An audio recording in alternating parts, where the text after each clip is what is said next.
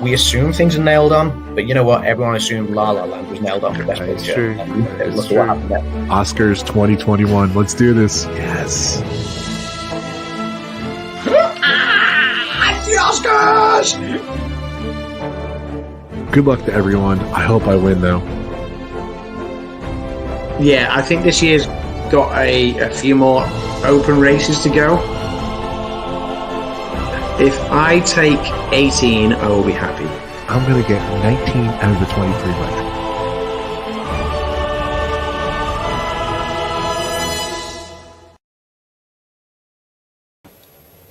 Hey everyone, welcome into the chat. Apologies for starting a little bit late, but we are live. It is the Oscars 2023, not 2021 as per the intro, is the Oscars 2023 recap and reaction. I just had to grab an old intro video because the one I was trying to set up with last night's predictions kind of failed on me with the audio. Technical difficulties as we had last night when we did our red carpet live discussion. With me once again, as always throughout award season, is this guy right here. It's RobFuz. How you doing, buddy? Good. Did you enjoy the Oscars last night? I gotta be honest with you. I love the Oscars, and I don't know. I'm a softie because I cried at least twice. A couple times I cried because not because it was sad, but I cried. But it was a great show. I think counting through, because we were obviously live chatting and discussing a few of us throughout the whole thing, and counting through the messages where you said you cried, I think you cried at least 15 times. No, maybe not that many, but maybe like 5. Maybe like 5. You're like, I cried again. It was an emotional night though. It was a very some very emotional speeches and moments on the night. Obviously joining us in the chat we've got Jonathan Chong, JC. How you doing, JC? I think it just put on JC.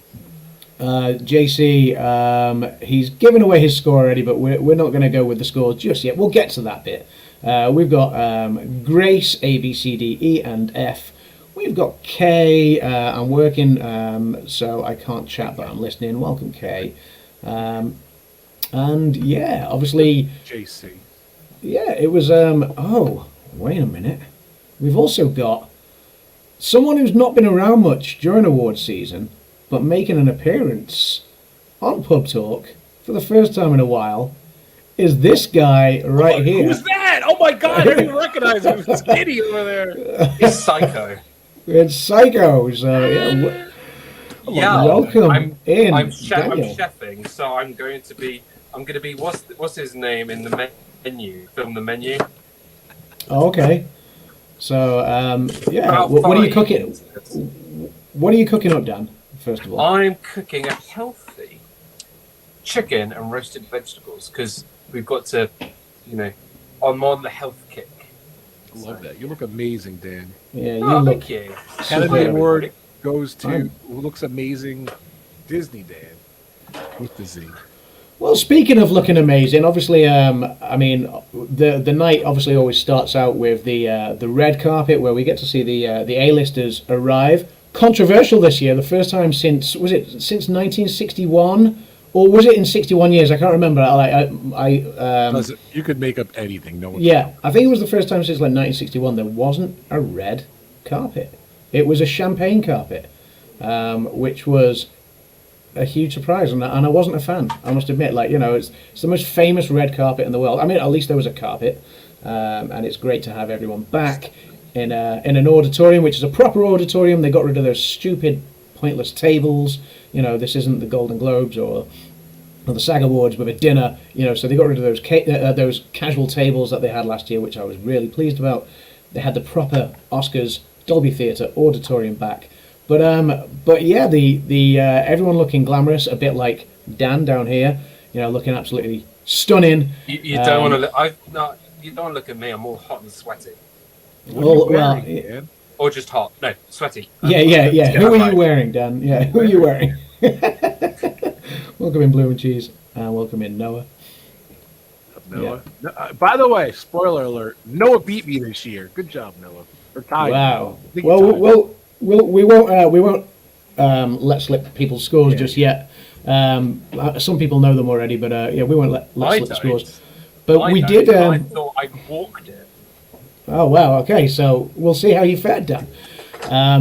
Obviously, we did have the red carpet, which was the champagne carpet. We've got some highlights here. I've put some highlights together of the A-listers arriving. I didn't think anybody looked bad this year, and sometimes like there's always some questionable outfits, but I thought everybody looked absolutely stunning this year. Go on, Rob. Only issue I had was that girl with the huge whatever. The white hood thing. Yeah. That They showed if her you were the sitting audience, behind like, that. what nerve! Like, and the guy behind her's like Yeah, that's. he's like, If you were going to have a worse dressed, and I don't think she makes the montage that I've got here, if you're going to have a worse dressed, that would probably be the one. But yeah, that's. she looked good, but it wasn't worse dressed, but it was the most No, inconsiderate. exactly. It was the most inconsiderately dressed. Yeah, it wasn't the worst dressed. But yeah, here's a recap of the champagne carpet and just how some of the stars looked last night. So I'm going to play that for you now.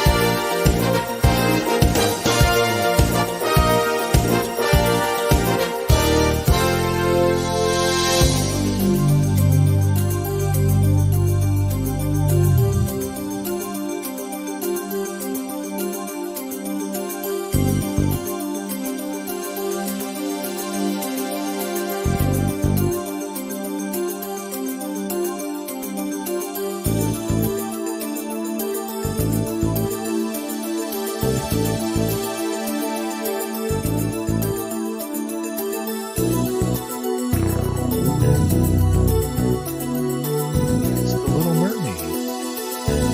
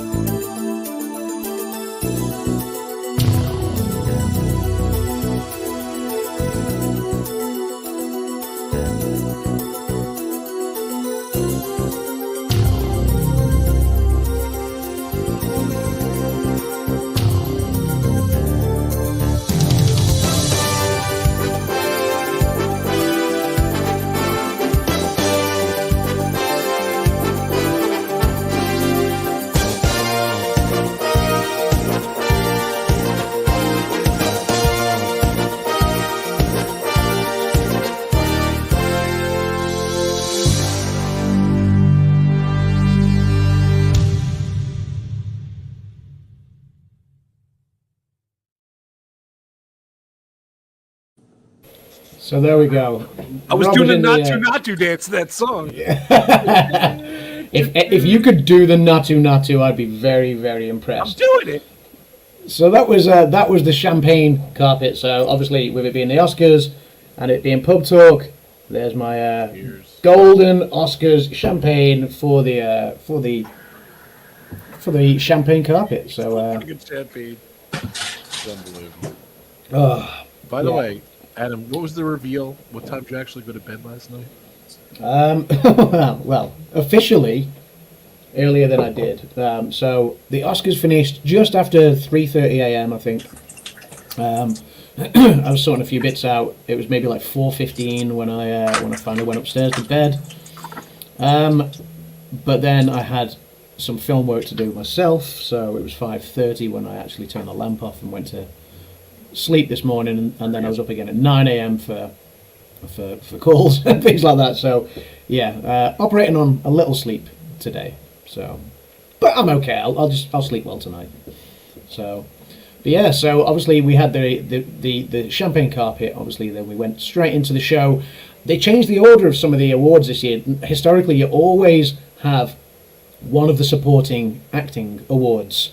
That's best supporting actor, best supporting actress. One of those is always presented first, but not this year. And the reason being was because you always get the returning opposite winner. So best supporting actor would present best supporting actress, and vice versa, best supporting actress, best supporting actor. Because last year's best actor winner was not in attendance, then the Oscars decided that they would mix up some of the pairings this year, and they would mix up the presenting of the awards. That was what they revealed on the carpet. They said they were changing up some of the awards. So this year it wasn't one of the supporting acting awards, although they were still early in the night. The first award presented was for this one.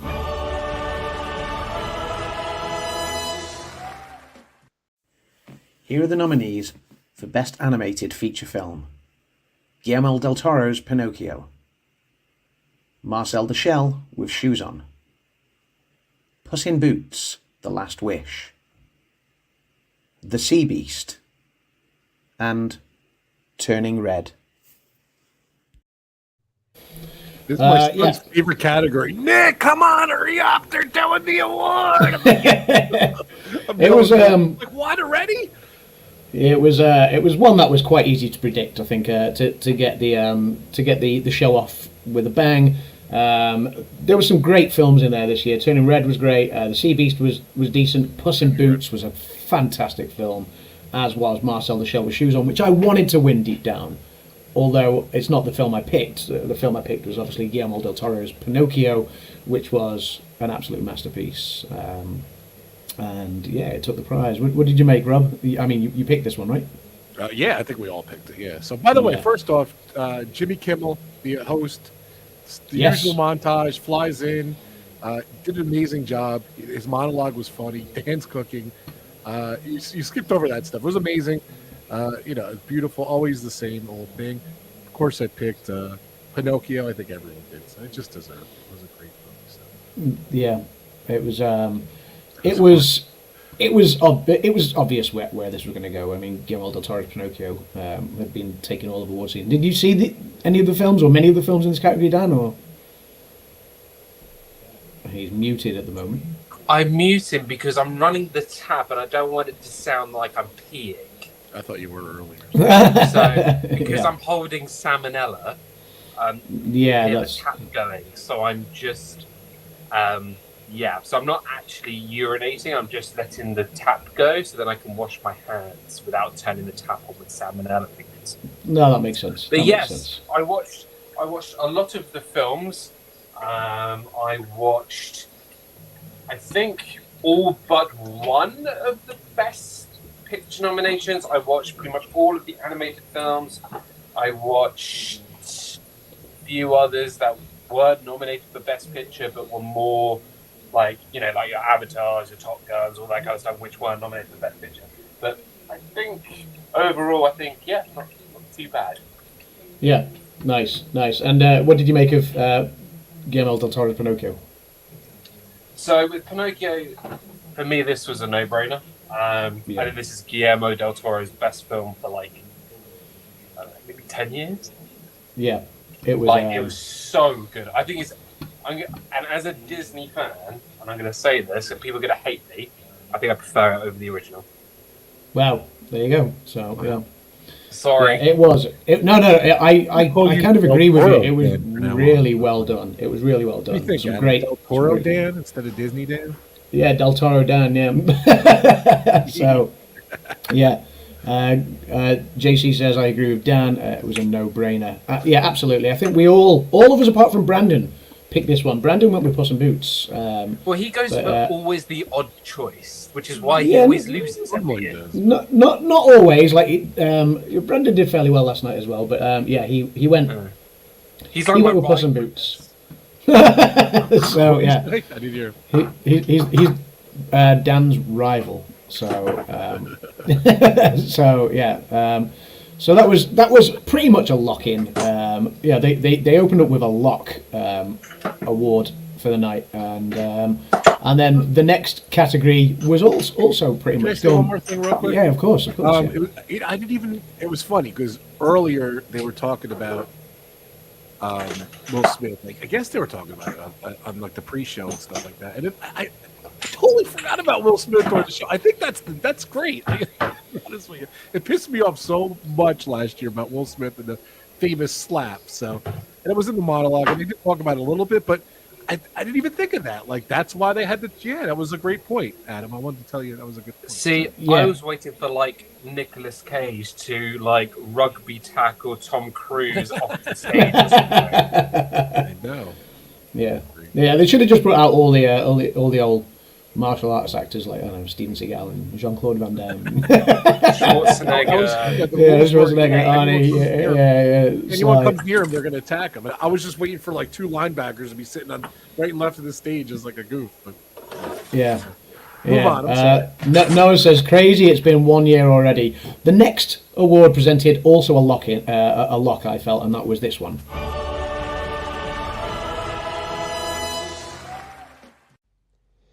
Here are the nominees for Best Performance by an Actor in a Supporting Role. Brendan Gleeson in The Banshees of Inisherin. Brian Tyree Henry in Causeway. Judd Hirsch in The Fabelmans.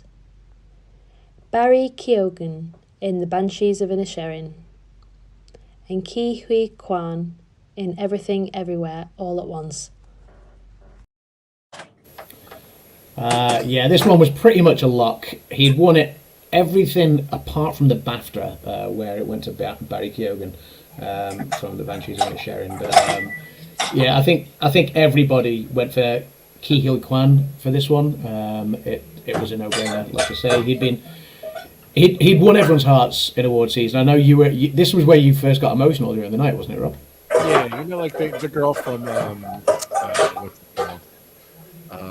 What was the girl who announced it? She was from.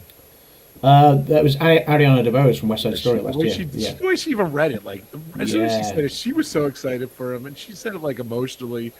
And that guy's won me over. I love him so much. You know, I even I sent him a message. I'm sorry, I'm clanging and banging. Sorry. Right. That's okay. I'm able to mute you and unmute you anyway, so it's good. So if it gets a bit audible, I'll just mute you and bring you back in. It's okay, dude. It's okay. I'm sure he's got like 50,000 messages. We appreciate you being here, Dan, because it's been a while. So yeah. You're here. Can't badmouth you, so it's good.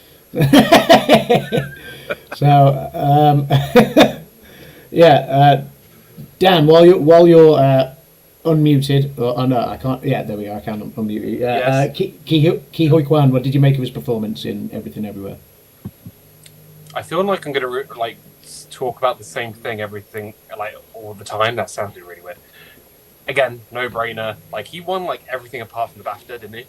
Yeah, that's right. Yeah. But like he had like all the momentum going in. Like everyone was talking about him, and yeah, I think just like if you watch that performance, I mean any performance in Anything Everywhere All at Once, like you could give the whole crew, the whole cast, every award because everyone did an amazing job. But he was a big standout. Like I think the film really, I don't know. I think his performance was just amazing. I mean, don't get me wrong, there were so many other great performances in other categories, but no, I think it was pretty safe choice for me. I think.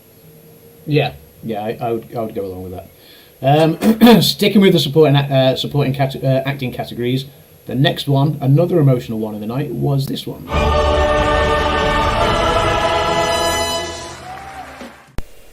Here are the nominees for Best Performance by an Actress in a Supporting Role. Angela Bassett for Black Panther, Wakanda Forever. Hong Chow for The Whale. Kerry Condon from The Banshees of Inisherin.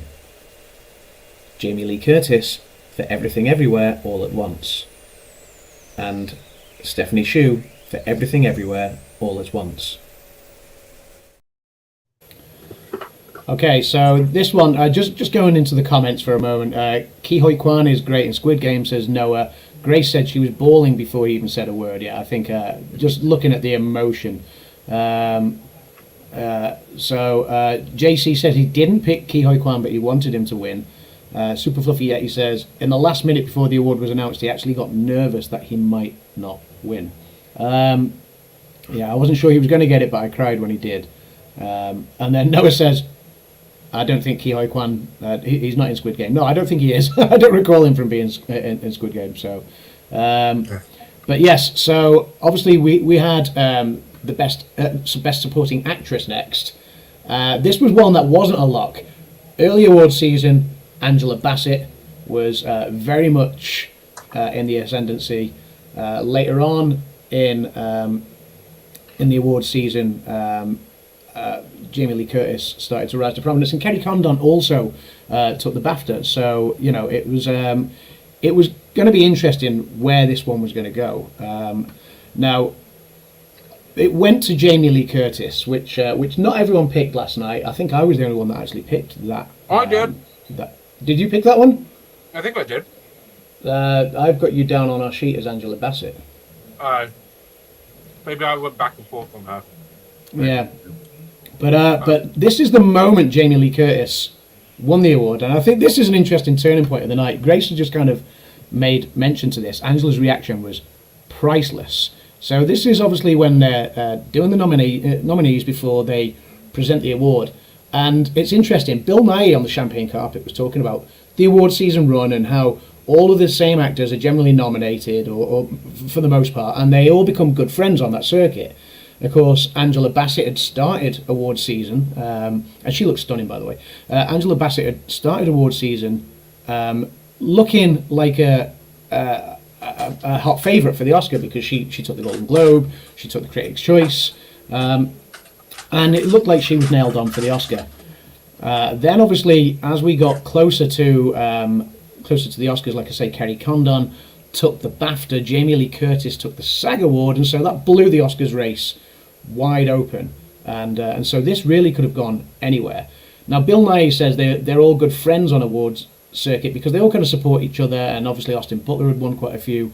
Brendan Fraser had started to come strong, and this is in the Best Actor category. So you'd think the same would apply for the Supporting Actress category. And so it's interesting to watch Angela Bassett's reaction when Jamie Lee Curtis is called. The rest of the guys are obviously over the moon for her, but yeah, Angela's reaction really surprised me because it kind of it stays as well, and it's So yeah, obviously we've got. If I would pick out one incident on the Oscars, this is it.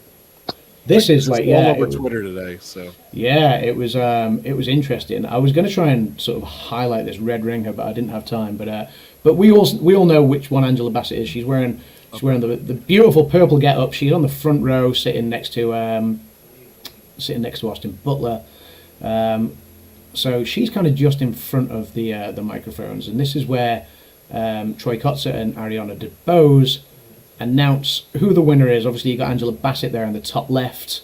She looks upset already, though. I didn't even see. Yeah, she does not applaud. Look at that. She does not applaud. She looks bewildered.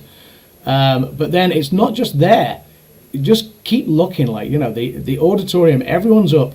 An entire standing ovation for Jamie Lee Curtis. The whole auditorium's up, except for Angela Bassett, who's still sitting there. Did you see her then? She was still sitting. Let's look at that. Look, she's still. Wait. There she is. She's still sitting there, and she is not applauding. I swear. You know whose seat she's sitting in? Will Smith's seat. That's where Will Smith. She's in the Will Smith seat. She is still sitting down. Everyone else is up on their feet. And then if we just scroll forward, obviously Jamie Lee Curtis gives a great emotional speech. She famous parents, of course. Yeah, famous parents, and it was a great. It was humble speech, because she also remembered all the people that she's worked with in the 45-year career that she's had before this moment, and she dedicates her Oscar to all of them, everyone she's ever worked with, everyone on that film, all of her agents, all of her family. We have won an Oscar is her message. Everyone she's worked with over the 45 years beforehand. She's going through this. We're just here at the end of the speech. She breaks down in tears. It's very emotional. Everyone starts to applaud and cheer, and Angela Bassett is still there, not applauding. You can see right at the front row. It's absolutely... I know why. It blew my mind. I'll be honest, that hurts her, dude. That's not looking good for her. Yeah, it's not a good look, is it? So I know why that she didn't clap. Because what's going to happen is, because the camera already panned away, when Jamie Lee Curtis leaves the stage, you will notice that Angela Bassett's seat is empty. The reason is, 5 minutes later, backstage, there was a report of this, that they saw a person in a purple gown with a Michael Myers face mask. I see the thing coming up. Yeah, I see the. Killer. Welcome in, Walt, from Mouse Talk. So Angela Bassett, sore loser. By the way, that looked like the six-finger man smiling for Jamie Lee Curtis. How you doing, Walt? So didn't even applaud. That was obnoxious. Yeah, that was the one slight blemish of the night, I think, in what was otherwise a really safe Oscars after everything that happened last year. So it surprised me. I really thought that Angela Bassett, having been around the block for a few years, it was 30 years ago that she was last nominated, I think. And all right, it's a long time between nominations, but you would have thought she would have been supportive of someone else that's worked in the industry for Angela 45 years. She was nominated how long ago? I believe. I mean, I may have this wrong, but I believe it's about 30 years ago, something like that. I could be wrong.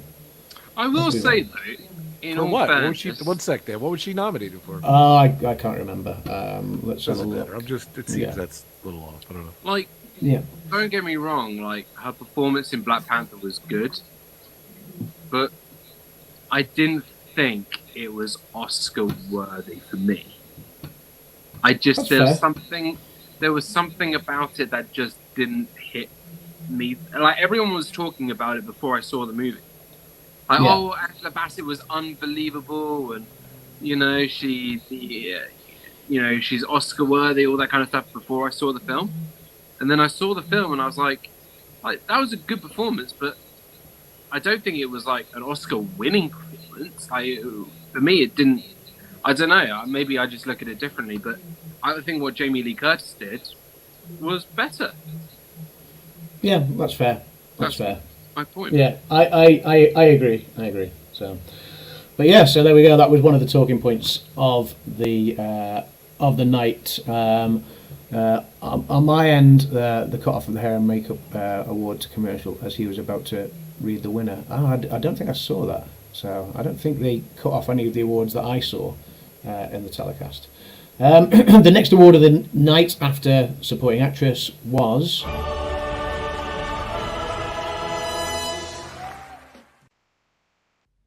Here are the nominees for Best Documentary Feature Film. All That Breathes, All the Beauty and the Bloodshed, Fire of Love, A House Made of Splinters, and Navalny. This isn't always a category that everyone knows very well. Obviously, not many people watch the documentaries. Some do, and some of them are really, really good. I did think this year's winner was superb, and it was the one that I voted for. It was the one that I was rooting for. Did you see any of the docs, Dan? Watched Navalny. You watched Navalny, yeah. Really insightful. Yeah. And I watched Fire. What was it? Fire of Love on. Yeah, that's on Disney Fire Plus. of Love. Yeah. And yeah. To be honest, I felt like I knew Navalny was going to win it, but Fire Made of Love I thought was better, in my opinion. Oh, interesting. Rob, did you see? That's the one, like my heart, like I wanted. I saw Navalny, and then I didn't. That's all I saw. So that's all you saw. Yeah. So obviously Navalny was the winner. It was great that actually Navalny's family were there as well. So if you're not familiar with the story, Alexei Navalny is the person that he's the Russian opposition to Vladimir Putin. and they tried to off him a few years ago. They, it highlights a lot of the Russian corruption, shall we say, and it was a botched assassination attempt by the Russian government. Navalny managed to escape to a safe hideout in Germany, and then eventually he was kind of like, no, I don't fear my home country. I want to return to my home country and continue to fight and stand for what I believe in on the political message. And obviously on his return he's been arrested and incarcerated. He's in solitary confinement, and his family were there to highlight the plight against dictatorship, which I thought was a really strong message. I thought it was a worthy winner. I get what you mean, Dan. Like Fire of Love was fascinating. All that breathes I wasn't a big fan of. All the Beauty and the Bloodshed and A House Made of Splinters were both good documentaries, and that's I hate to belittle All That Breathes. I just found it a difficult watch. It's not that it wasn't a good subject matter. I mean, it's all about pollution in India and how it's harming the wildlife. So of course that's an important subject as well. But yeah, Navalny was just my jaw hit the floor when I watched some of those parts in that documentary. It's on HBO Max. Very quickly, I'm gonna jump off because we've got sort of food being made and whatever. But if you guys are on within the next sort of 30 minutes, an hour, I might jump back in. Okay, yeah, cool, yeah. We'll just check, we've only just check walked in the door, so I'm just trying to sort of. But I thought I'd just jump in and say hello, and I want to know if I've won or not. But probably unlikely. No Del Toro, worries. Dan. See you in a bit, Daniel. Enjoy your dinner. Bye-bye. We'll hopefully have you back on before we finished. But yeah, cheers, Dan. Love you, brother. See you. soon. See you. Take care, buddy. Bye, Barry. By the way, Angela Bassett, what's love got to do with it? 1994, 29 years ago. You're good. I'm 29, so yeah, so Right, yeah. Adam, you're good. I forgot, man. I forgot about that. So There we go. So JC, I based it off where the doc was playing on what service and story it told in relation to current issues. That's how his pick was. Jim is in the chat. Hey Jim, welcome in from More Sunshine, please. And also David, welcome in Road Trip. Dave, what up you guys? Just dropping in to say hello. Still working, but I'll be listening. Cheers, Dave. I appreciate you popping in. People saying hello to each other in the chat. Surfbomb John is in as well. Welcome in, buddy. John. Yeah, just making sure I've caught up with everybody. Yeah, people all just saying hello to each other. Yep. So thanks for popping in, guys. Navalny took that award. I thought it was a worthy winner for Best Documentary Feature. And then we moved on to the next award.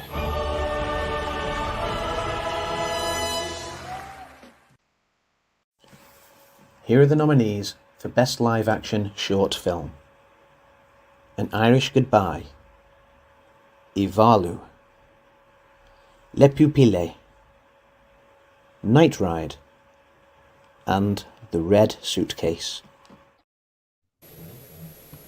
Did you see all of these or any of these, Rob? Let's do something new. I'll let you know when I saw something. Okay, you let me know when you saw something. Yeah. I saw 3 out of the 5 on these ones. How was Irish Night Ride. Goodbye? Was it good? I didn't see Irish Goodbye. That I had a feeling that was going to win because it took the BAFTA, so that was kind of why I picked that one. I did pick this one as well, I wasn't 100%, but because it won the BAFTA, I had a good feeling, so I went for Irish Goodbye. I didn't see it. I saw Ivalu. I saw Le Pupille, which is a Alfonso Cuarón film. That was his 6th different nomination in the Oscars. You know, for as a producer, as a director, as a screenwriter. Which one was this? Sorry. As a cinematographer. This is live action short, so he got a live action short nomination. So that's the 6th different way Alfonso Cuarón's been nominated at the Oscars for Le Pupille. I saw Night Ride as well. I didn't see The Red Suitcase either. Most of us went with An Irish Goodbye. Dan went with Le Pupille, and I think Grace went with The Red Suitcase. So, but yeah, An Irish Goodbye took that award. I can't say anything about the film because I've not seen it, unfortunately. So we'll move on to the next category, which was...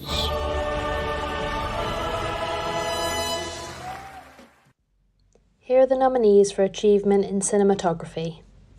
All Quiet on the Western Front. Bardo, False Chronicle of a Handful of Truths. Elvis. Empire of Light. And Tar.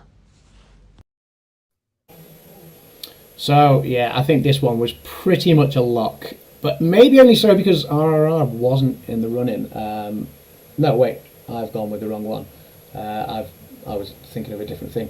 This is cinematography, right? Yeah. Yes. Yeah, my bad. Sorry, yeah. No, this one wasn't a lock. This one, we had, obviously, the guys from All Quiet on the Western Front. We had a nomination for Bardo, False Chronicle of Truths, False Chronicle of a Handful of Truths. I watched that film.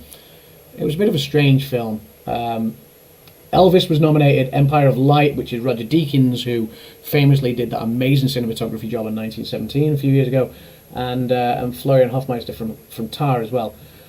James Friend, I picked James Friend from All Quiet on the Western Front because I thought that was the best cinematography out of the bunch.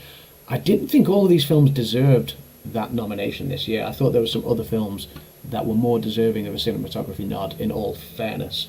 But of the bunch that were selected by the Academy, by the cinematographers, I went with James Friend. What did you go for, Rob? This is my downfall. This is probably why I lost. I had a lot of confidence in Elvis. I'm not going to spoil the future ones, but Elvis just didn't win. So I went with Elvis. So. You went with Elvis. Okay. That was a mistake. Super Fluffy says. So maybe that and maybe one other fluke, whatever, I would have done better. But. Super Fluffy, he says, as a sum up, no huge jaw-dropping surprises. I would say in comparison to last year, certainly not. No huge jaw-dropping. And he's not dissing anything else. No, not much. But like I said in the predictions, certain things could have went certain ways, and they went one way. They didn't go the other way. So that wasn't solid that they were going to go the way they did. So it's a few of these. So. Yeah, JC says, I feel like cinematography could have nominated Top Gun because of the new technology in the cockpit that they did. Yeah, that would have been interesting. Yeah, the cinematography in Top Gun was quite good. My favourite cinematography was Blonde, the Netflix film. You did say that, yeah, I thought the cinematography in that was stunning. So I believe, as someone other than me has pointed out, this is the beginning of the tide shifting that appeared that All Quiet on the Western Front might win Best Picture. Well, yeah, Rob, you said that you didn't think All Quiet would win anything other than Interstellar. Well, see that? Yeah, that's what I was saying. Yeah, and it was either you went Team Elvis or Other Pictures or Team, Fablemans or Team, a couple of those were nominated for other stuff, or you went that route with All Quiet on the Western Front. I had literally zero confidence in All Quiet on the Western Front. And that's. It wasn't even that one. Maybe it was the next one they won or whatever, but that's what I was like, I don't know. Like, I didn't have a doubt at all the outcome of what was going to happen. But if I was going to start doubting anything, that's when, this movie was the one that would put the doubts in my mind. How's that? Yeah. No, that makes sense. That makes absolute sense. So the next category we'll get there. I want to...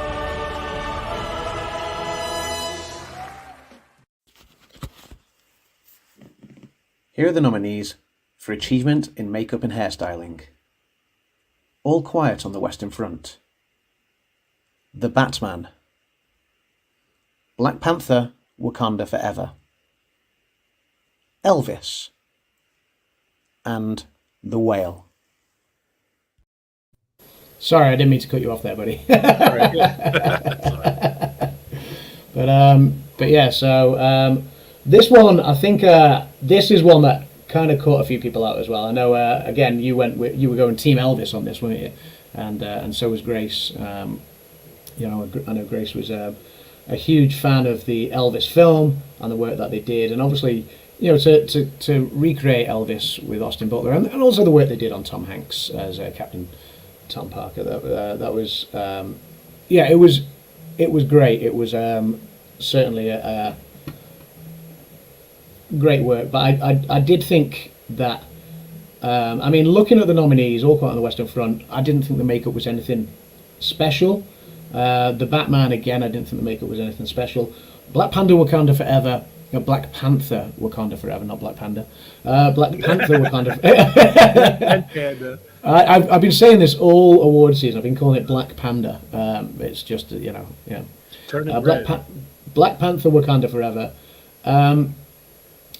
I did think was in with a chance in this one because it took it in 2018. But then, obviously, you saw the work on The Whale and the transformation of Brendan Fraser, and that was the one for me. I think it was akin to the way they transformed Gary Oldman into Winston Churchill and Darkest Hour, or the way they transformed Jessica Chastain last year in The Eyes of Tammy Faye. So that transformation that they did with Brendan Fraser, I thought was superb, and yeah, so to make him that big without putting too much on his face to cover up his facial features and things, that was the thing that tipped it for me. I know Grace disagrees. She says, nope, Elvis should have won this one. Grace, we're going to have to agree to disagree here because I think this was a worthy winner for The Whale. So, yeah, The Whale took this one, which I picked, Dan picked, and I believe Brandon picked as well. I believe Brandon picked The Whale. So, yeah, JC says, I picked Elvis on this one, but The Whale was impressive. Let's have a look. Okay, Bloom and Cheese say, the biggest upset for me, animated movie. Turning Red was way better than Guillermo del Toro's Pinocchio. Really? That's an interesting take, Bloom and Cheese. I'm not sure I agree, but that's, movies are all about everyone can have their own opinions, so that's absolutely fine.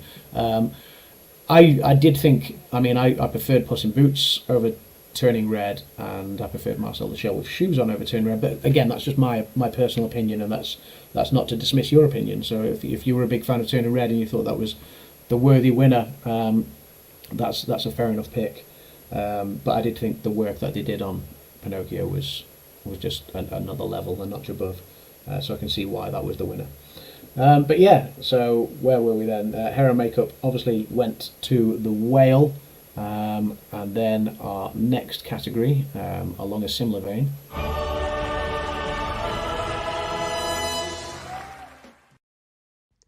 Here are the nominees for achievement in costume design: Babylon, Black Panther, Wakanda Forever, Elvis, Everything Everywhere All at Once, and Mrs. Harris Goes to Paris. Yeah, so this was, I think, one of the first shocks in the night for some people, because again, I think most people went with Elvis on this one, and I can completely understand why on costume design. I think Brandon went with Everything Everywhere All at Once. I'm not sure why, because I don't think the costumes necessarily popped. Oh no, there was actually no. That I stand corrected. There was some in the multiverse that popped. I thought the costumes in Babylon were great, and I thought obviously Mrs. Harris Goes to Paris wasn't obviously pulling up any trees in awards season, but it's a film about fashion, so obviously it was rightly nominated. But most people went with Elvis. I went with Black Panther. I said it right that time. I had to double check myself. I went with Black Panther Wakanda Forever again because I knew that the original Black Panther in 2018 took this category, and so seeing Ruth Carter up for this award again, it was a no-brainer to me that she might take this. I didn't know for certain. I was kind of like, I thought Elvis was certainly in with the shout, but I stuck to my guns. I went with Ruth Carter for Black Panther Wakanda Forever, and I took this category, which I think obviously I know that you and Grace were a bit surprised by the outcome of this one. So yeah, just heading back to the comments. Turning Red was good but not amazing, but I liked it more being My City. That's nope. The authenticity of every single costume that was made for Elvis, including what every extra was wearing, was an astounding piece of work. Yeah, I absolutely agree, Grace. I do think the costumes in Elvis were superb. Yeah, especially JC did Black Panther. Like you see that, like the pre-show, they showed all the different things, the detail, the video, the people in the audience, and they said they made like 2,000 costumes, and they made like 200 costumes for Elvis and stuff. So, like, I was like, oh, that's a solid pick because I picked that too. You know what I mean? Nope. It was, yeah, I could completely understand everyone's reasons for picking those. Yeah, like I say, I mean, Grace has just kind of summed it up. Like the level of detail in the costumes down to every extra was great. But then you could argue the same point for Black Panther. You know, it's not just a couple of main focal characters. It's the Why did you pick it? Why didn't I pick Elvis? Why did you pick that? Oh, why did I pick Black Panther? He said this in the Twitter chat. It pissed me off, by the way. So. Because I remembered that they won it in 2018. So yeah, very smart of you. Very smart. Yeah, I remembered that they won it in 2018. It was Ruth Carter, so I was like, I was like, yeah, it made sense to me that Black Panther might take that one. So oh, you were right, and I was pissed, but I was impressed. So. Yeah, Black Panther. You know, they like I say, that they have extras too. That also, you know, they bring Wakanda to life, don't they? So. Yeah, so Grace says they researched every piece of live footage that they recreated, and the audience members, the extras, was exactly the real. Yeah, which is a great thing to do. You know, it's great that they went to such efforts, and maybe in a different year, Elvis would have taken it. I just think. Did you see Baz Luhrmann at all? By the way, I saw him on the champagne carpet. Yeah, I saw him do an interview with Sky in the UK on the. Yeah, I didn't see him at all on the carpet. So. Cool. I think I might have only seen one clip of him in the audience throughout the night, and I did rewatch the entirety of the Oscars again today, just to see any bits that I might have missed last night. So, but yes, Baz was there as Grace says, he was indeed there. So so that was costume design, and the next category was. Here are the nominees for Best International Feature Film. All Quiet on the Western Front, Germany. Argentina, 1985, Argentina. Close, Belgium. EO, Poland. And The Quiet Girl, Ireland. Yeah, I think this one was a lock. Purely because RRR, this is where I was going to say before, but I got confused with cinematography. This one was a lot purely because RRR was not nominated in this category, and I think if RRR had been nominated, then it could have been a different story. But this one, the only other film that I think gave the winner any competition was Argentina in 1985, which I really enjoyed that film. I didn't see Close. That was Pedro Pascal's sister made that movie. Wow, did you know that? That's awesome. They came in together, which was kind of bizarre. Yeah, it's kind of cool. That's very cool. But yeah, Argentina 1985 she made. So. Yeah. So which is a great film. I really enjoyed that one.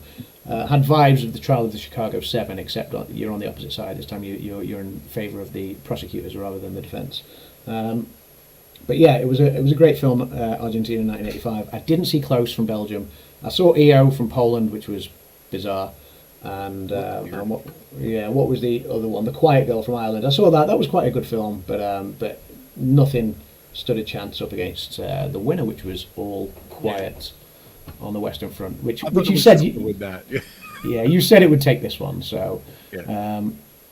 JC says this was a no-brainer. Big war film takes it. Yeah, it was interesting as well. Like we're used to seeing some great war films, you know, whether it's Saving Private Ryan, whether it's 1917, Dunkirk, you know, things like that. One's at Pearl Harbor, you know, one's from an American point of view, one's from a British point of view. It's interesting to have the film from the German point of view.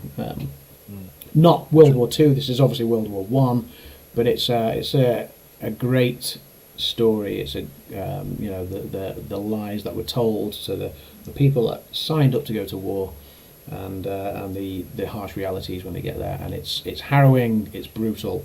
Yeah. It's a fantastic film. Do you know the stat of how many Best Pictures were Best Foreign nominations? Did you do that in your stats? 8. That was the 8th time that we had an international film that was also nominated for Best Picture, and all 8 of them, as of last night, have won the international film.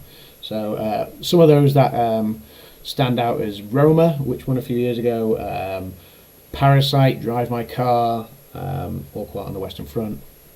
So the ones that have been nominated for Best Picture and have been in the international feature film category have gone on to win. Obviously, only one of those has won Best Picture and International Feature, which was, of course, Parasite in 2019, I believe that was. So Jim says All Quiet was the only one of those also nominated in Best Picture. Easy pick, yeah. So absolutely. So there we go. What is the next category after international feature was? Here are the nominees for Best Documentary Short Film: The Elephant Whisperers, Haul Out, How Do You Measure a Year, The Martha Mitchell Effect, and Stranger at the Gate.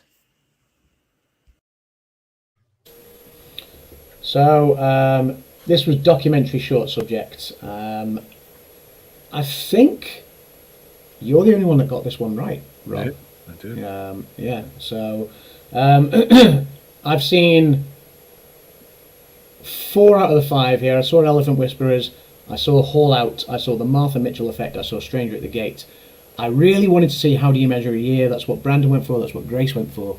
That was the one that really excited me because it felt like a short documentary version of the film Boyhood, which was an Oscar nominee a few years ago, a Best Picture nominee, which I loved. I went with Stranger at the Gate. That was an interesting subject matter. This was actually the first award of the night. This was the 10th award presented, and this was the first one that I got wrong. So, and I didn't expect to do like that. I say that making it sound like I'm shocked that I got one wrong. Not at all. Last night, for anyone that watched our red carpet discussion will testify, I wasn't confident at all with my predictions last night. I predicted that I might only get, I was confident on 10 or 11 of them, but I didn't know what I would get after that. I thought 10 or 11 maybe I've got right. You said in our prediction show, I said I would like to get 18. Yeah. If I got 16, I was doing well, and I said I was really confident of 10 or 11 tops. This is the guy who, as he got him right, every single one as the night went on, 1 for 1, 2 for 2, 3 for 4. He was on a roll. I'm like, I was on a roll. The first 10 right. I'm like, I'm out. Yeah, that was I was on 9 for 10 by this point, so that was the 10th one, and yeah, I was that was the first one that I got wrong, which JC went with How Do You Measure a Year? Where does one go to view the documentary shorts? So Elephant Whisperers, I think, was on Netflix, as I recall. Haul Out, I believe, is on YouTube or Vimeo somewhere. Real quick, so you know, Martha Mitchell Effect was on Netflix, and we search where they are. So yeah, sorry. No, that's fine. Stranger at the Gate was online. Martha Mitchell Effect was on Netflix. How Do You Measure a Year has not been released publicly yet, so that was one that I didn't get to see. The movie theater by me, it's like an art house theater. They do all the live animation shorts. They do like all the they do a lot of them. Like they have festivals where you actually go see. Yeah, exactly. Yeah. So they're one year. I'm sorry. One year I did take a film class, and I did, for some reason, I did see all the shorts for both animated and regular, and I did pick them that year, and I got them right because they were just clearly what one. So. Nice. Yeah. Like so it was yeah. So you got that one, which. Yeah, like I saw it for that. I did some research. I was looking at some clips, and it just looked cool. So I said, you know what, it looks cool. It was the one that Kim was rooting for. She genuinely cheered when this one won. Yeah, she got really emotional watching the Elephant Whisperers. Kim's a big advocate of Jungle Cruise, but for real, animal welfare, and so she loved the fact that Elephant Whisperers won. It was a great subject matter, so it thoroughly deserved it. I thought Stranger at the Gate might have taken it because that was a really compelling story in itself. But Elephant Whisperers. What was the one with the girl who was like that prodigy, and she was, she was for human rights and stuff? What movie was that? Was that for that category, or? She was like 16 when she became famous. Like she was, I forget what it was. Oh no, that wasn't for that one. No, that wasn't any of the ones this year, was it? I don't think. Well, she was there. I just forget who it was. No, she was there. She was in the audience. Yeah, she was in the audience. No, she's had part in one of these movies. I just don't remember which one. Oh, okay. I'm not sure. I'm not she sure was which there. one. So. Yeah, someone in the chat might know that one, but I'm not sure which one that was for. I think she was Indian descent, maybe. Yeah. So. I'm sure someone. So that was documentary short. We keep with the short subjects here.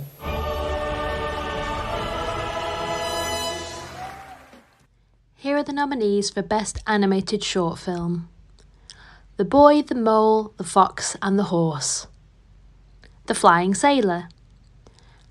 Ice Merchants. My Year of Dicks. And An Ostrich Told Me the World is Fake and I Think I Believe It. This was a fun look. That was the ostrich movie. I love An Ostrich Told Me the World is Fake and I Think I Believe It. I saw that one. Really fun. Really fun. That was the one I wanted to win deep down. It was my favourite out of the five of them. I did think it was between The Boy, the Mole, the Fox and the Horse, which is what I picked, and My Year of Dicks. I think that one was quite popular as well. The Flying Sailor and Ice Merchants, I didn't think were in with a shout, really. I saw all five in this category. I went with The Boy, the Mole, the Fox and the Horse, and that was the winner, and a worthy winner as well. On HBO Max, I gotta watch it. Oh, no, I'm sorry, it's on Apple Plus, and I have Apple Plus. Yeah, it's on Apple Plus. More And days to have it. It's on BBC iPlayer in the UK as well. It looks stunning, that movie. It looks really good. It's beautiful. It's a lovely story, and these were one of my favourite award speeches of the night as well. I thought obviously the live action short, The Irish Goodbye, where they sang Happy Birthday as well. That was that was a beautiful moment. Yeah, is that kid in the movie? Oh, yeah. So that was one of the nice moments of the night. But then, the speeches for The Boy, the Mole, the Fox and the Horse from a couple of Brits who this is their first film, and just quite good British humour in their speeches. The second one being slightly bizarre. I think he just wasn't expecting to win and went off on a tangent, which was hilarious. But yeah, that was a nice little moment. So that was a Best Animated Short, which I did get correct. And we go on to the next category.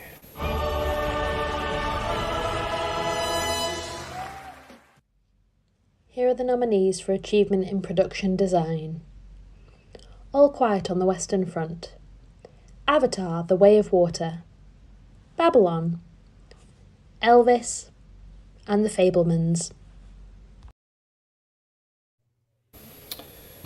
Now, this one, I think, caught most of us off guard. I think Grace got this one right, if I'm not mistaken.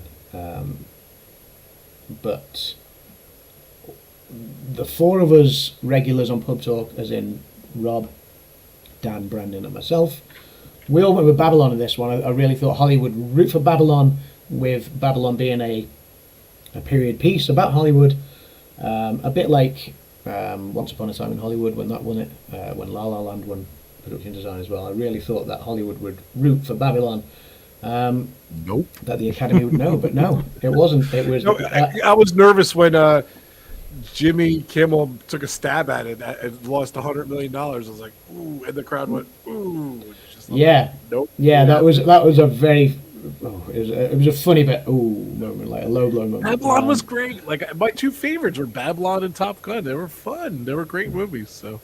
Yeah, they're two of my favorites. Not my two favorites, but Babylon was superb.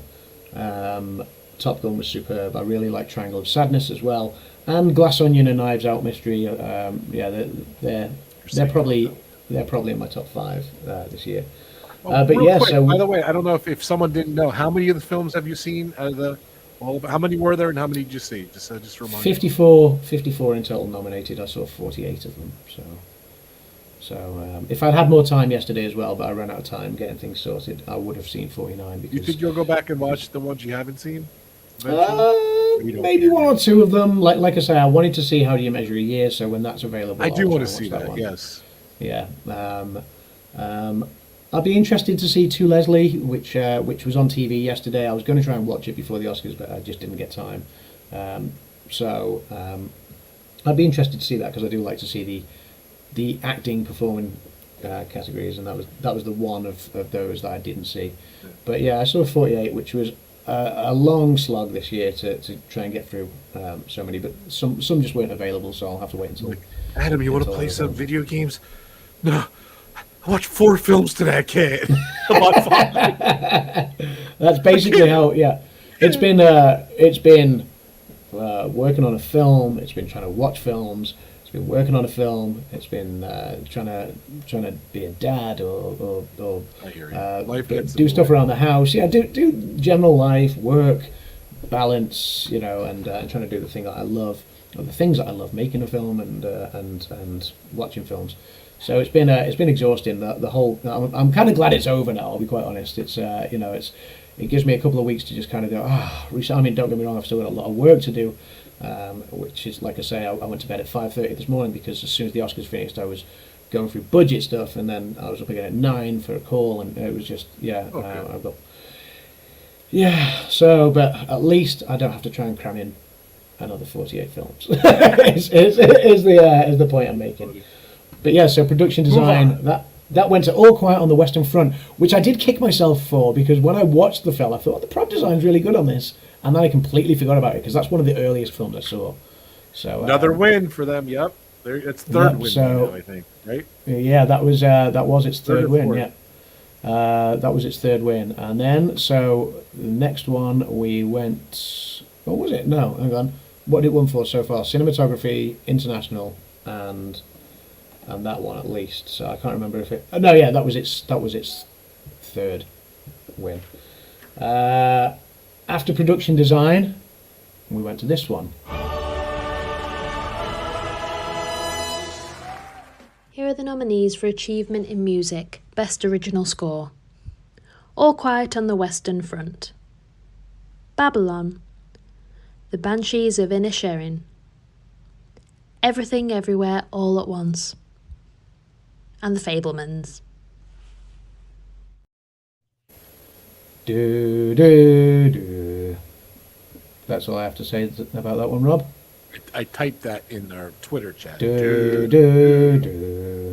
I'm gonna blame you for losing that category because you said it sucked. I didn't pick it. And won. I said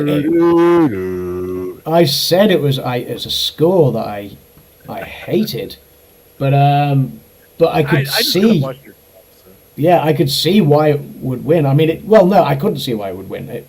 I predicted it would win, is what I should say. It was a score that I really wasn't a fan of at all, but it took the BAFTA, which shocked me, and so because it took the BAFTA, I did think, well, here we go then. It's going to be in with a shout, and it won. Not my favourite score at all. I think this one really upset Brandon. He'd gone with Justin Hurwitz's Babylon score, which I love the score in Babylon, but there was a few bits that were just a bit too reminiscent of La La Land for me. You can't rip yourself off. You said that. Yeah, so I would have loved for John Williams, at the age of 90, he became the oldest competitive Oscar nominee ever. I think he turns 91 soon. He looked great too. He looks fantastic. Yeah, Wednesday 91 or whatever. Yeah, he turns. Wednesday 91. This was his 53rd nomination. So he's 6 behind Walt Disney, who's got the record on 59. So, but yeah, John Williams 53rd nomination. I would have been really happy to get this category wrong had it gone to John Williams instead. But no, I went with All Quiet on the Western Front, as did Grace. You went with Babylon, as did. I think I've got. Wait, no, you went with John Williams. Is that correct? I did go with John Williams. Yeah. Yes, you went with John Williams. Dan and Brandon both went with Babylon. There we go. My bad. Me and Grace went with All Quiet on the Western Front. JC gave this to Babylon. Dave says, "Is that Grace doing the voiceover? She does an awesome job. She could even do ASMR." No, that's my fiance Kim, Dave. That's Kim who's doing the voiceovers. But yes, she's great. She's got a great phone voice. So she's awesome. She is awesome. Wow, and she's black bottom. The last 2 years, she's done those from a hotel room in London. Like, you know, she's like the days that the nominees have been announced. Kim's been away, working away, and I've been like, "I need your help," and she's like, "Send me what you need, and I'll do it." And within like 20 minutes, I've got the files coming back to me, and and we're able to put these little clips together, ready for our pub talk videos. So big thanks to Kim with her her fantastic voiceover work. She deserves an award in herself. So that was where are we? I've lost myself there. Excuse me. That was best original score, All Quiet on the Western Front. That was the fourth one for All Quiet on the Western Front. And then the next one I think was a lock, which was this one. Here are the nominees for achievement in visual effects. All Quiet on the Western Front, Avatar: The Way of Water, The Batman, Black Panther: Wakanda Forever, and Top Gun: Maverick.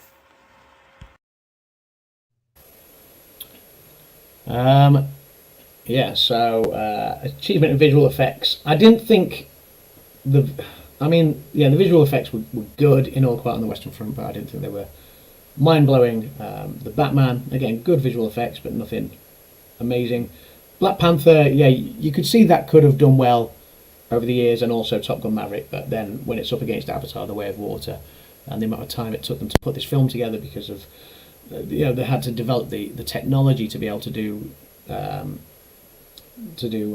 motion capture underwater, then it was a no-brainer. It was always going to go to Avatar, like it won for, was it 10, 11 years ago, however long that was. So Avatar, a worthy winner. Everybody picked Avatar. I don't think anybody went against Avatar for that one.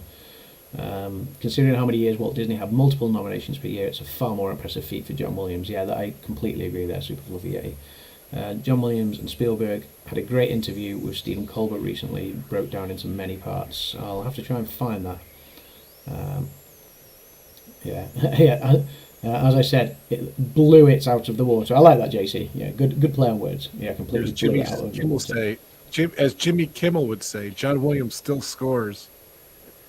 Yes, yeah, he did. Yeah, and Kimmel had a good joke about James Cameron not being in attendance. Yeah, that was. Jimmy was great with the host last night.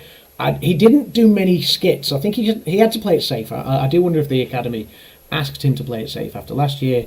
Maybe not do too many. If you remember when the first year Jimmy was host, he brought in a bus full of tourists unawares, into the theatre, who got up close and personal with the A-listers. They just thought they were on a bus tour around LA. And then the second year, he took a bunch of the A-listers across to the Chinese theatre, which is just around the corner from the Dolby, and they handed out sweets and hot dogs and candy and confectionery and stuff to say thank you to the moviegoers. Both really, really fun moments in Oscars history, I think. But there was none of that this year. Jimmy just, he had some good comedic stand-up moments, but there was no. I think they just had to play it safe after last year and make sure that the evening went off without any unexpected hitches. They didn't want to offend anyone. JC says, I wanted skits, absolutely, and I was hoping for skits, but they just didn't happen. Evening, Sebastian the Crab, welcome in. I think they had to play it safe, really, which you can understand. But yeah, so visual effects went to Avatar. You've not seen Avatar yet, have you, Rob? I have not. I'm excited. It comes out in like 2 weeks. Yeah, it comes out the day before, so not this Friday, next Friday. It comes digitally. So I'm excited to see it. I'll be honest. I wanted to see it like 15 different times with the kids. They didn't want to see it. My family didn't want to see it, so it was just tough to go see it. So I really want to see. Still want to see it in the theater, but which is a shame. But I can understand that. It's good to see it. I hope that. Yeah, it is worth seeing in the IMAX. I would say as well. Like I know it's not always easy, but it is well worth seeing in the IMAX if you can. But so if the option ever comes up and you get the chance to see it in 3D, I would fully recommend it. The next one, I think this was a lock-in. We all kind of guessed this one.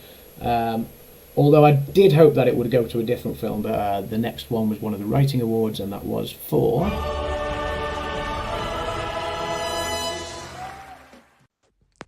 Here are the nominees for Best Original Screenplay.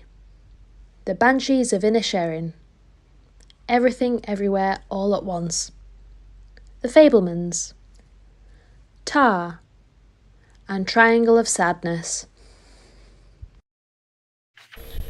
Yeah, I really wanted Banshees to win this one because I think this was the best chance it had of winning anything, but it didn't. It went to Everything Everywhere All at Once, which is what I actually picked. I did pick Everything Everywhere, as we all did. Fabelmans was a great story as well. I did enjoy the story of the Fabelmans. Obviously, it's a semi-autobiographical thing, which Hollywood normally likes. So, and then obviously Todd Field Tar was great, and Ruben Östlund as well. Won the Palme d'Or in Cannes for Triangle of Sadness, and it was I loved that film. I wasn't expecting much from it, and it actually was one of my favourite films of the year. So all good, worthy nominees. Interestingly, Martin McDonagh for The Banshees of Inisherin writing was also nominated for Best Director. The Daniels, Daniel Kwan, Daniel Scheinert for Everything Everywhere All at Once, also nominated for Best Director. Same exact as directing it. Yep, Spielberg for The Fabelmans, Todd Field for Tar, Ruben Östlund for Triangle of Sadness, all nominated for writing the original screenplay and for Best Director this year, which I've never seen that before, but that was quite interesting. But yeah, that one went to Everything Everywhere All at Once, and then so obviously after original screenplay, you always get.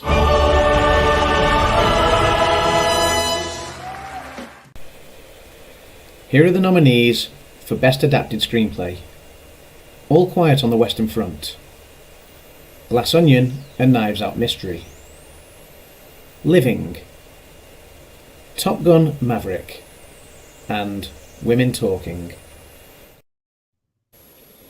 Yeah, this was an interesting category for me. I would have loved to have seen Glass Onion and Knives Out Mystery win it. That's one of my favourite films of the year. So I would have loved to have seen that win it. I went with All Quiet on the Western Front, as did Grace, but then you went with... For Adapted? For Adapted, yeah. Yeah, I went with Women Talking, that one. Yeah, you did, yep, as did Brandon, as did Dan, and you guys all got that one right. I didn't think Women Talking stood a chance until I was watching the carpet coverage after we'd finished our productions and our red carpet discussion, and I was watching the carpet coverage. And there was a lot of talk and a lot of hype around Women Talking, and that's one where I got nervous on this category. I was like, "Ooh, maybe I've got this one wrong."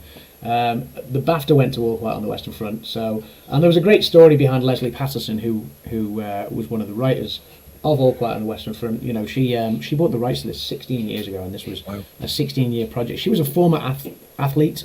You know, she'd competed in triathlons for Great Britain and for Scotland. And then she moved to Hollywood, took up an acting and a writing course, and she bought the rights to this 16 years ago, and this was a real passion project for her. So I really, really wanted that dream to come true for her.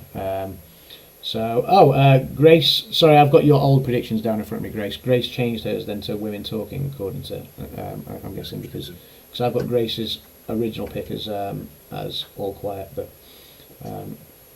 So Grace's was Women Talking as well. My apologies there. Yeah, I got nervous here because All Quiet was waiting. All rights. It should have won that too, but it did not. So I don't know what. Like it was because my logic is it was up for Best Picture as well. I didn't think obviously it wasn't nominated for much else, if anything, right? Just how many nominations did Women Talking get?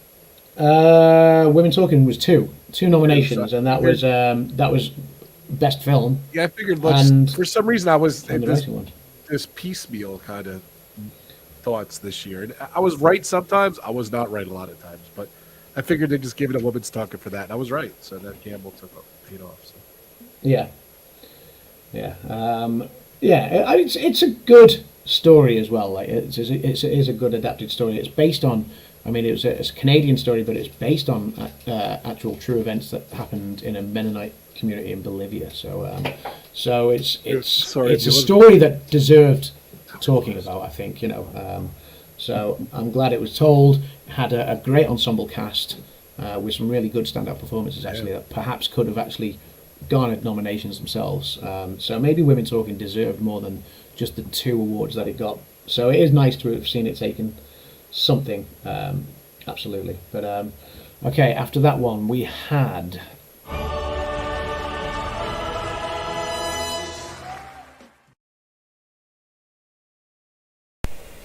here are the nominees for achievement in sound. All Quiet on the Western Front, Avatar: The Way of Water, The Batman, Elvis, and Top Gun: Maverick.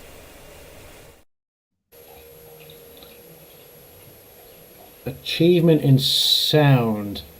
Always a tricky one because, a tricky one with the categories this year because you had a musical film with Elvis, you had a war film with All Quiet on the Western Front, and you had another military-based film with Top Gun: Maverick. Not strictly war, but military-based, and they're the ones that tend to do well in the sound categories. Musicals or war films really tend to do well. So I didn't think Avatar had an outstanding sound, even though it did have amazing visual effects. I didn't think The Batman had an outstanding sound. It was good, but it wasn't anything mind-blowing. So it was always going to be between Elvis, Top Gun, and All Quiet. I thought Elvis and Top Gun were the 2 main competitors. Don't ask me why. I didn't have any inside track on that. That was just my gut feeling. But yeah, this one, I think most of us went with Top Gun: Maverick on this one. Yeah, everyone who saw it in the theater said, "Oh my God, the sound was incredible! You have to go see it in the theater." So, I'll be right back. Hold on. Okay. Yep. I'll just pop Rob out there. So sound I went with Top Gun, being that it was bound to at least win 1 award, and I couldn't place it anywhere else. So I figured sound would be it. That's a good pick, JC. A good solid pick. It was. The sound in that film was really good, to be fair. So, unfortunately, I only saw it on TV because it got released on Sky over here. So I only saw it on TV. I do wish I'd seen it in a cinema to fully appreciate the whole sound effect. And if it ever goes back into cinemas, maybe I'll give that a chance. Super Fluffy says, at this point, someone in my building decided to set their kitchen on fire, and I had to evacuate my apartment. It all turned out fine, but I missed a few award presentations. Sorry to hear that.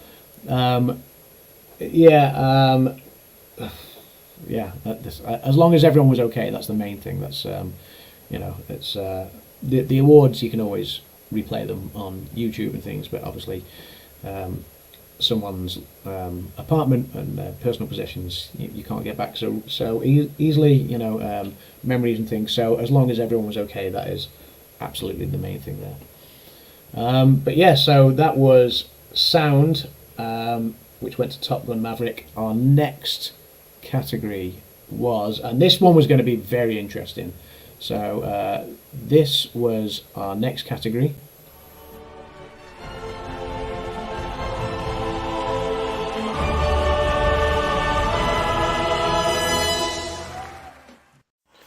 Here are the nominees for Achievement in Music, Best Original Song.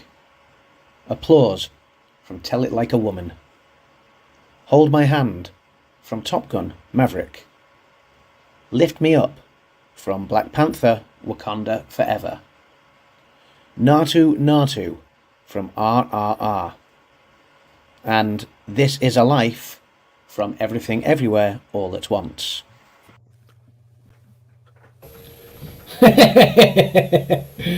Rob doing the dance. This one was a great category, I thought, because obviously we had all the live performances on the night. So I was really kind of. I was really looking forward to this one.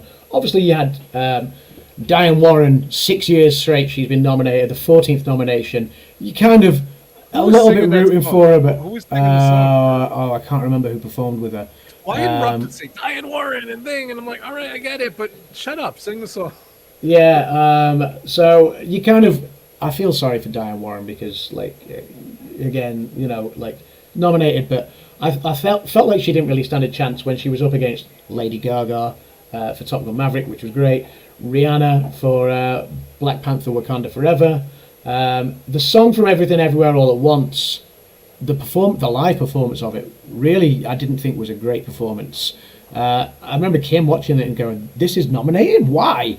And then you kind of hear the clip from the film, and it's so much better, the recorded version than the live version. It didn't really translate well to a live stage.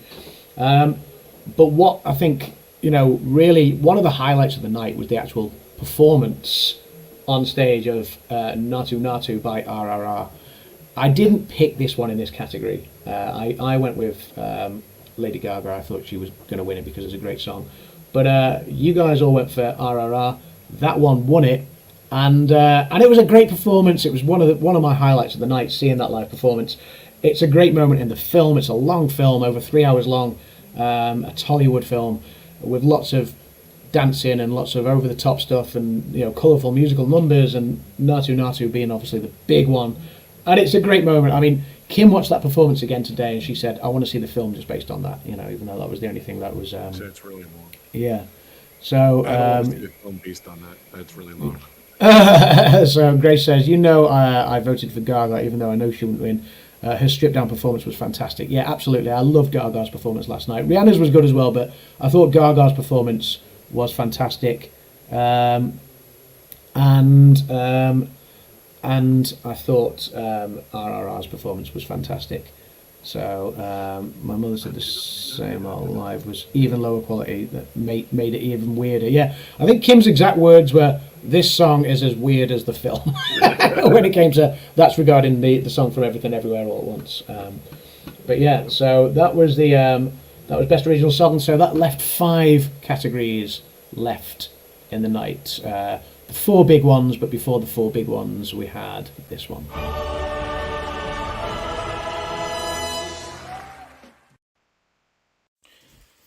Here are the nominees for Achievement in Film Editing. The Banshees of Inisherin, Elvis, Everything Everywhere All at Once, Tar, and Top Gun Maverick. So yeah, editing. This one I think most of us got right. I mean, Banshees was a good film. I didn't think the editing was necessarily anything spectacular. I didn't think Elvis could have been in with a shout, but none of us seemed to pick Elvis on this one. I think 1 or 2 went with Tar, which was all right editing. I would have thought Top Gun Maverick might have got more votes as well, but the editing for Everything Everywhere All at Once was something else. It's quite interesting. Obviously, we all use different apps when we're making our videos. I use Wondershare Filmora. And when I launched that yesterday to work on a video on Oscars Day, it asked me if I wanted to predict the Academy Awards, and so I did a few predictions, and then it took me to a link that Wondershare Filmora have put up, and it shows you how to actually edit some of the things in using Wondershare Filmora in Everything Everywhere All at Once. So it shows you how to edit the broken glass effect, with the where she's got the multiverse kind of different versions of her, and it shows one of the magic bits, and it shows something else. So it was just just several different bits from Everything Everywhere, and I'm looking forward to actually just playing around with that and going through those and just learning those techniques, because I think the editing in Everything Everywhere All at Once was superb, and it was a just winner. We all went with that one, I believe. So most of us. It's a very bizarre movie. But technically it's brilliant, and I can completely see why this one won. Grace says, editing, she picked Maverick. Shocking. Another one wrong for me. Lol. Kim summed it up perfectly. As weird as the movie. That's the song we're talking about. The movie lived or died with the editing. Absolutely. It was an absolute worthy winner. Technically it was brilliant. And And this is where you kind of got the feeling that Everything Everywhere All at Once might now go on to have an amazing evening. And yeah, you kind of knew it right there. Exactly. So with the 4 biggest awards left, I think we all got the feeling it was going to take at least 2, if not 3 of those. So, so the next award was...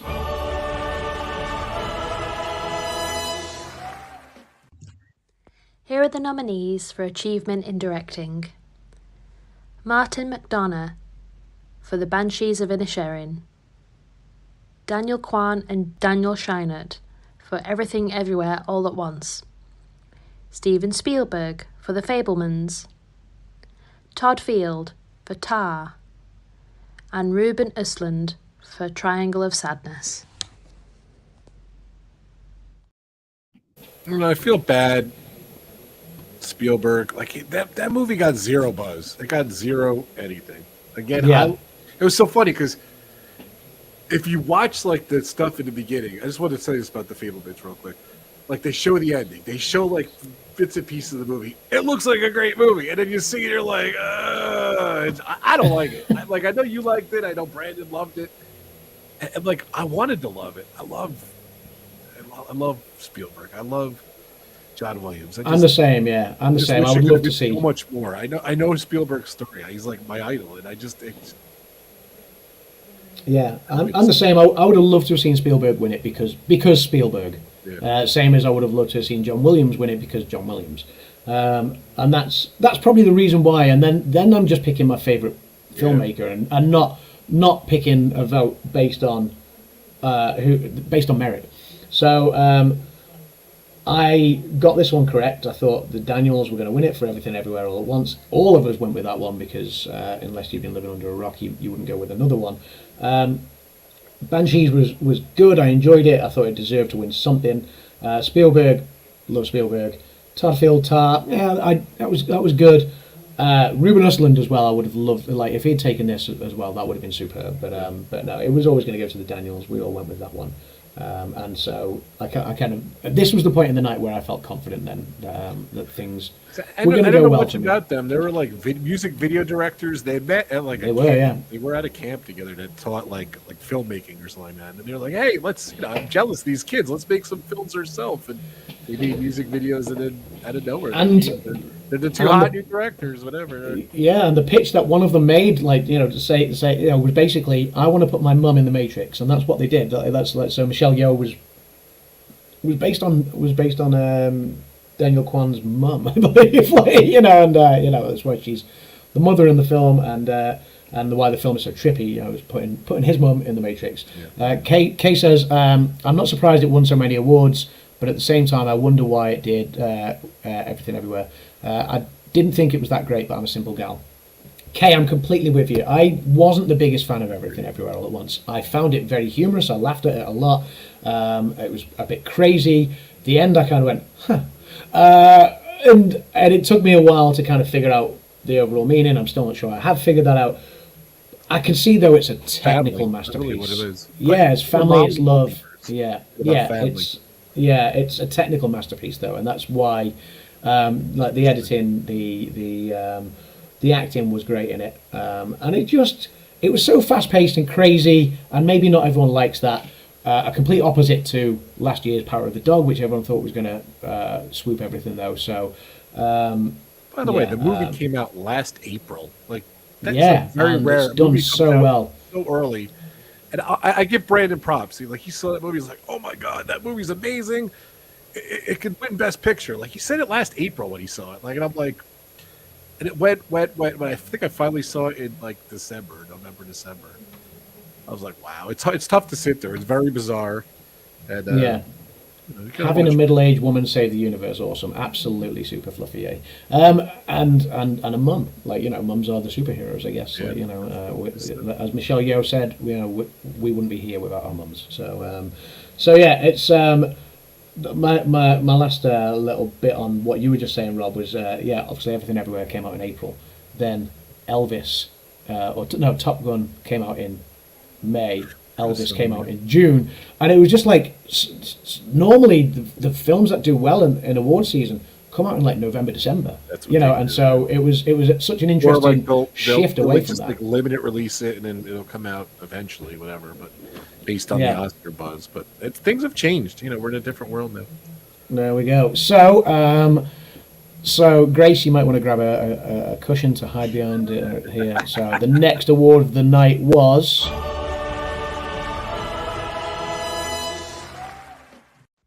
Here are the nominees for Best Performance by an Actor in a Leading Role. Austin Butler in Elvis. Colin Farrell in The Banshees of Inisherin. Brendan Fraser in The Whale. Paul Mescal in Aftersun. And Bill Nighy in Living. Yeah, I didn't think Bill Nighy. This is how you do the category. Heads or tails? Huh? Yeah, it was. I didn't think Bill Nighy stood a chance. I didn't think Paul Mescal stood a chance. Colin Farrell had won a Golden Globe, so I would have loved to have seen him more in the running for this. I loved his performance in Banshees of Inisherin, but it was going to be between Austin Butler, who was superb as Elvis. Let me say that from the off. I didn't pick Austin Butler because I thought Brendan Fraser's performance just moved me that little bit more, and I know Grace will completely disagree, and that's fine. Grace loved Austin Butler's performance. I'm sorry, Grace. And don't get me wrong, Austin Butler brought Elvis back to life, which was amazing.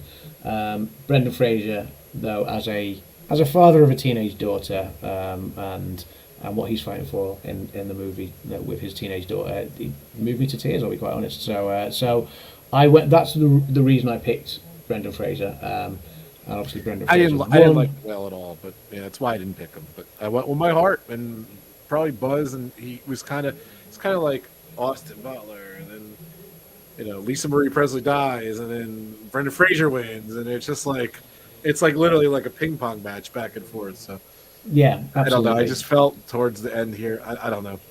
Brendan Fraser did have more buzz going into the Oscars. You said it. Should have probably went with, obviously I picked the wrong person. Yeah, JC says he had Austin Butler because Brendan was away from movie making for such a long time. He surprised me, but well deserved and about time. Yeah, his saying like the Encino Man. I was in Disney World. They had the premiere for Encino Man, which was awesome. Yeah. 30 years ago. I love that film. It's called California Man over here because if you say Encino to a Brit, people are going to what's an Encino? So Dog was in it with him too, which is awesome. Yeah, of course. Yeah. So last night I think the Oscars was. It felt very much like a reunion for a lot of Hollywood's elite. So that was quite nice. But yeah, unfortunately, Grace, Kay says she would have gone with Austin Butler as well, and had Austin Butler won it, it would have been well deserved as well. I am going to say that it was a very tough category to pick, that one. This next one was tough as well, but I think we all kind of guessed where it was going to go. There was one other person in the race. There was one other person I would have loved to have seen win it, who wasn't even in the running really. So, but that was. Here are the nominees for Best Performance by an Actress in a Leading Role: Cate Blanchett in Tar. Ana de Armas in Blonde. Andrea Riseborough in To Leslie. Michelle Williams in The Fabelmans. And Michelle Yeoh in Everything Everywhere All at Once. That one was always going to go one of two ways, which was Blanchett for Tar, Cate Blanchett for Tar, or Michelle Yeoh. I personally loved Ana de Armas from Blonde. I thought she was superb. I didn't see To Leslie, and I thought Michelle Williams in The Fabelmans was great as well. I thought she gave a stellar performance. I know you weren't a big fan of that film, but we all went with the winner. What did you think, Rob? You know what? Like I just, you can't mess with Cate Blanchett. What did she win? She won some award at some point. Yeah, well, that was her 8th nomination, so that ties her with like Glenn Close and Judi Dench, and again, Tar like zero buzz, as far as I saw, zero buzz, and like I don't know. It just wasn't Kate Blanchett's year. It was definitely, Michelle Yeoh. I don't know how to say her name. Sorry, Michelle Yeoh. Yeah. Michelle Yeoh. Yeah. It was Michelle her Yeoh, year. yeah. Come on, she won most of this stuff. It was building up. You knew she was winning. Like, as soon as the other two won, you knew she was winning. So it was just good. It was a good moment. Unfortunately, it was so late, and like there's so much already to happen with everything everywhere all at once. And like her winning wasn't as climactic as the other wins. I felt. You know what I mean? Like it was just like, oh yeah, kind of knew it already, and like it was great. She looked great. You could tell. They filmed this in when did they film this? 2020, I think, or something. They filmed it so long ago. So they were saying, and they were so grateful and they were so happy with everything. And I guess because the pandemic and everything. So it was just great. It was good to see. It was great. Go ahead. I'll ask it when we get to that. So I was going to say, Michelle's speech was great, and that she came from Hong Kong cinema now to Oscars Bravo, says JC. So, and yeah, that was hands down her pick. Yeah, Kate's already won twice. Says Super Fluffy. So yeah, I know Kate was an Oscar winner. And was, of the 4 acting categories, one of only 4 previous nominees. Looks interesting. So I probably want to see Tar. First-time nominees. So, I don't know. You want to see Tar? Yeah, Tar's good. It's a slow burn, but her performance is good. But yeah, 16 first-time nominees this year across the 4 acting categories, which is great. It's the first time that's happened in 86 years. The 9th Academy Awards was the back in 1937, I think, was the last time that happened. So there we go. Tar was a great performance, but Michelle doesn't always get to be nominated for Oscars, so they will give it to her as Kate will be around more. Quite possibly. I think it still has to go on the merit, and I think Michelle Yeoh was worthy of the win. Yeah. It was a great performance. Let's do this. Come on. So the last one of the night. The last one of the night. Yeah.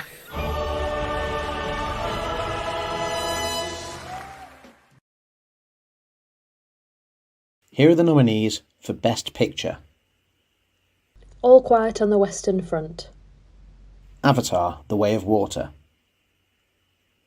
The Banshees of Inisherin. Elvis. Everything Everywhere All at Once. The Fabelmans. Tar. Top Gun: Maverick. Triangle of Sadness. And Women Talking. Not do.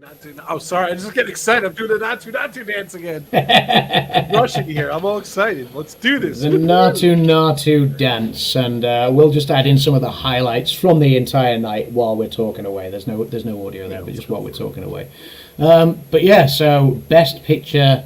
This was a lock-in, really, wasn't it? At the end, All Quiet on the Western Front. You did think at one point, because I think that won the BAFTA, as I recall.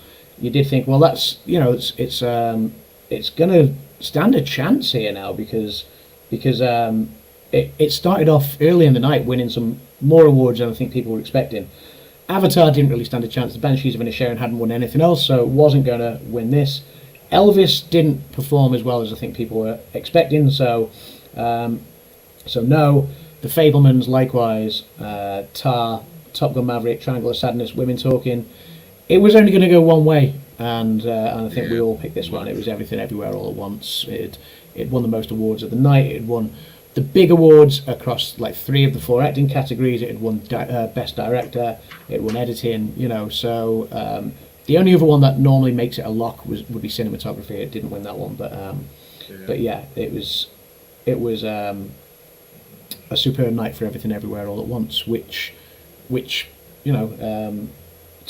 took the biggest prize. And like I said before, not my favourite film of the year, not by any stretch, but having made peace with the fact that it was going to be the winner, and having seen some of the clips again last night, and I don't know, maybe when I watched it I just wasn't in the right frame of mind, and Kim said that as well. Kim really didn't like Everything Everywhere All at Once when she watched it. But she did say, she would be prepared to watch it again. Maybe she was just in the wrong frame of mind. And absolutely, it is a technical masterpiece. I can completely appreciate the brilliance behind it. So yeah, we are looking forward to watching it again at some point and giving it another go, because the performances in it are great. The directing, because they just do a couple uncomfortable things, and it just makes you feel uncomfortable. Like, which is, I don't watch a movie to make you feel uncomfortable. So yeah. So yeah, but yes, some highlights of the night. Grace, look away. So let's go over let's see who got what. Because unfortunately, I do got to go. I apologize. So yeah, I was doing the final tallies here, guys. I think we've been tallying them up. Kimmy didn't take part this year, so Kim obviously jointly won with Grace last year, but she didn't take part this year. Yeah. Disney Circus girl Ray finished with 10 right, and in doing so, it means that she isn't our worst picker in history, because that still stays with Brandon, who got 4? Was it 1 year? That was his lowest. Yeah. So I mean, it's going to take some going to beat Brandon's 4, I think. But yeah. So Disney Circus girl Ray finished with 10. Movie Magic Nick and Bespoke Magic. Movie Mania Nick. Sorry, my apologies. Movie Mania Nick and Bespoke Magic both got 11 picks correct. JC, you got 13 correct. JC kind of did a little typo thing. He had said he had 12 or 13. I'm going to give him the 13. Doesn't really matter anyway, JC. Okay, cool. Next was a joint between Grace and Brandon. Grace was kicking herself because I think she went with heart over head on a few things, and she admitted that last night. And they both got 14 apiece, Grace and Brandon. Grace is adamant and has vowed that she is going to do better next year and put a bit more thought into her picks. I mean, it's all a bit of fun at the end of the day, isn't it? So it's and I sometimes go with my heart. So it's absolutely yeah. There we go. That's the end of those highlights. But yeah. So Grace, Brandon, 14 apiece. Jim from More Sunshine Please got 15 correct. So well done, Jim. Good job, Rob, you said you confident of getting 17. I did. When we did it, you said you were confident of getting 17. You were close. You got 16. So well done. So that leaves it between Dan and myself. Dan had a pretty bad couple of years, the last couple of years. I said I was confident of. I was only confident of getting 10 or 11. I said if I got 16, I'd do well. I wanted to get 18. Dan got 17, and I finished. Go on, Rob. You can tell people what I got. Man, Adam. I thought he was going to get a perfect score the way he was going last night, but he did come in for 19. What did you say? What were you going to be happy with? You said I was going to be happy with 18. So I really didn't think I was going to get that many. So congratulations to Adam. I actually conceded last night. I know I didn't win, so he won. Ladies and gentlemen, he has the award already. Wait. No, that's from the other awards. So. That's the other awards. That's the ones I've won previously. Proud of you. And then it's still in its box. It's still in its box. Speech. So yeah, I'd like to thank the Pub Talk Academy, the Academy of Pubs. I'd like to thank my mum, because that was a running theme last night. Without my mum, I wouldn't be here. Obviously, I'd like to thank Champagne, not the carpet, because that was a disappointment. Bring back the red next year, but I'd like to thank. Nice. Yeah, I'd like to thank everyone for taking part. Really, it was. Yeah, we had fun. Good and next year, guys, your votes have to be in Friday before the show. Period. We're gonna put that rule in, right? I think we said that, Adam, right? Yeah. We'll make sure that final nominees are on our Friday before prediction show. Right? Even Thursday, because unfortunately, people send them late, and we're literally. I was doing the talliations while the tallies during the show here, so. Please just. So Grace says, "No more want to win. I actually never do that. I am a think will win person. But this year it was all about Elvis, lol." So that's where Grace went down. Yeah, I wish there were more award shows because this has been great fun. I love Adam's passion and love of the business. Thank you, Super Fluffy. Yeah. Thanks, We'll maybe next year we'll cover a bit more of the awards season. Who knows? Like, if I'm not doing we have film 4 at the shows time, already. How many more are we gonna do? We'll see what we can We do. can do the BAFTA show. Usually you do a BAFTA show. Yeah, we sometimes do a BAFTA show. Kay says she loves that I'm stacking up the awards. Yeah, I had a gap last year. I genuinely did not think I was going to win this year. So Dan was determined to pit me to it this year, and he came close. That was Dan's best showing for a couple of years. And yeah, bring on next year because this was our 5th pub talk. This is Pub talk Oscars. 4 of the 5. I'm happy that I won. It's only a bit of fun. Like it doesn't really bother me. I'm happy that I won because if I was to have a really bad showing, I think I'd feel quite silly given that I work on films and things. But that's not to say that I'm a fountain of all knowledge. Like I don't pretend to know more than other people or anything like that. Yeah, but you know what? You deduct. You see what's going on. You watch the movies. You deduct who won other times. You know the history very well. So definitely, all those traits definitely help you. So. Yeah, perhaps. Yeah, you guys were up in the air with your picks during the show. So, yeah, I mean, I stuck to what I picked on Friday. I stuck to that. I know I was kind of like, I might change it. I didn't. I stuck to everything I picked on Friday. Yeah, so you guys were up in the air with your picks on Friday, so how was that fair? Yeah, I didn't really have to be change rock much, solid. I think. There might have been one change I had originally in the ballot. I don't know. It doesn't matter because I came in 3rd anyway, so maybe I would have been tied with Jim, but I got 15. I think I got 16. I think I might have missed one or so. I don't know. Doesn't really matter. I recounted yours today because you thought you had 15. You were on 16, yeah. Jim says it was an honour just to be nominated. Now we need Adam to win a real one for his movie. I think that's yes, definitely. Do you know what? In all seriousness, I mean, it would be my lifelong dream to go to the Academy Awards.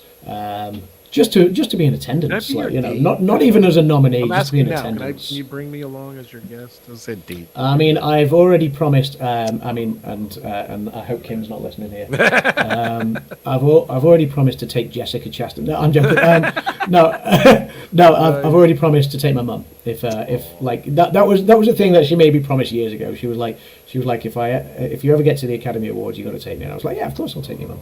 But obviously Kim would be, and then you, Rob, obviously, wow, not that I've got, nice. not that I've got any favourites, nice. out of you and Dan and Brandon, I asked first, so yeah, but you asked first, so but yeah, obviously you've got to pick a fight with Jessica Chastain, which so nice. yeah, no, it's just to get to go to the Oscars would be something else, and again, I think Ke Huy Quan. No, it was the Daniels. It was the Daniels. Daniel Kwan said during his speech, he was talking about his son, and he sort of, I love my son. He said, don't think this is something you need to live up to. This isn't normal. When he about winning an Oscar, he said it doesn't matter what you do in life. I will always love you. So don't think you have to live up to this because this isn't something that happens, normally. And he's absolutely right. I think it's an honour to just get nominated. It's probably an honour to just attend. Like I say, I mean, I'd be thrilled with that. Just being able to attend. When I visited the Dolby Theatre in 2018, just to be in that room where they have the Oscars year on year and where I've seen so many historical moments that I've loved watching on TV, just to be there was enough for me. And when they gave me the programme for the Oscars 90 programme, because they had a couple left in the office there, that was mind-blowing enough. So that's all I need. I got 2 questions real quick. Who was the guy who accepted the award for Everything Everywhere All at Once? Was that the director or the producer? For Best Picture? Yeah, who is that guy? Producer.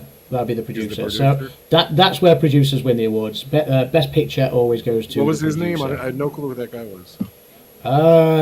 Yours is a good. It's all right. Don't worry about it because I got limited time. My favorite moment of the night was when Ke Huy Quan, when he goes up and Harrison Ford gives out the award for Best Picture, and he gives him it's funny, you kind of see it a little bit on the broadcast, but if you look at my Twitter, I retweeted it. Someone from the audience was filming it. He runs up and gives Harrison Ford a big hug because he was in Indiana Jones 2. Temple of Doom, and that's where he started. And it was amazing. Spielberg was there, and Harrison Ford gave him the award, and he gave the hug, and that just makes you really want to love that guy. Then they had the older gentleman too, who was there too. It was in the movie too. Yeah, age 94, wasn't he? So yeah, he was there. Jonathan Wang was the producer that you're thinking of, by the way. So and then, by the both way, the Daniels were producers. My favorite part of the night was when he said goodnight. He walks off. The donkey from Banshees of Inisherin was there. It said, number of Academy Awards without an incident, and it said 0. He flipped it to 1. High fives the bear. Oh, they mentioned that the cocaine bear was there too. Cocaine bear, yeah, that was probably the only skit of the night. Yeah, I thought that was hilarious. That was great. Yeah, so much fun. You gotta see it. Academy Awards without incident 1 was I laughed so much at that. That was good. Because I think Adam and I were talking earlier. I said he was the most notorious incident ever was with the La La Land, and then the slap last year. So like that's not the biggest incident ever. One of the things, so. Exactly. Jimmy Kimmel must have been rubbing his hands together. Not that anyone wanted to see physical violence committed in the. No. Not all. Nobody would have enjoyed last year. I'm saying it tongue in cheek that Jimmy Kimmel was rubbing his hands, having no longer presided over the worst moment in Oscars history. Right. But it's nobody would have taken any enjoyment out of that last year whatsoever. Grace, Adam, if you make it to the Oscars, we're all going, even just to party with you. Yeah. Well, if ever I make it to the Academy Awards, then we're doing a pub talk live from LA. I got to run, guys. Thank you. I got to go pick up my son. So Rob's got to run. Thanks, guys. Bring us all on the live stream. Thanks Rob, for coming in. Bye, guys. I'm going to end this here now. Rob is jumping out. Bye, guys. Thank you, Rob. So been a pleasure as always. Right, yeah. Thanks, bud. All right, take care, buddy. See ya. Bye-bye.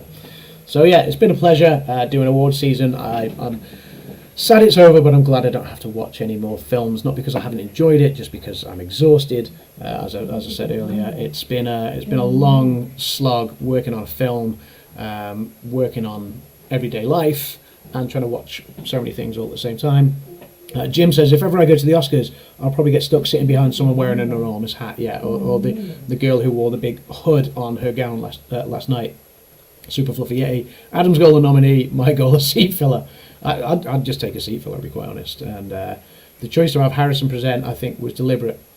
A smart, good choice. Yeah, it was a good choice. He's presented Best Picture a few times, Harrison Ford, now. So, but that's it, guys. We're going to wrap up there.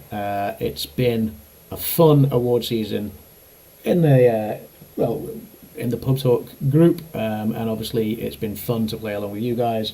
Like I said, it's been the 5th Pub Talk Oscars, and it's roll on next year. I'm not sure if they've announced the date next year yet. Sometimes it's February, sometimes it's March, so we'll keep an eye on that. But well done to everyone who played. Thanks for tuning in. It's been a blast. I'm going to go and finish my champagne and the last of my Oscars nibbles from last night, and then the diet starts tomorrow to get ready for Cannes Film Festival in May.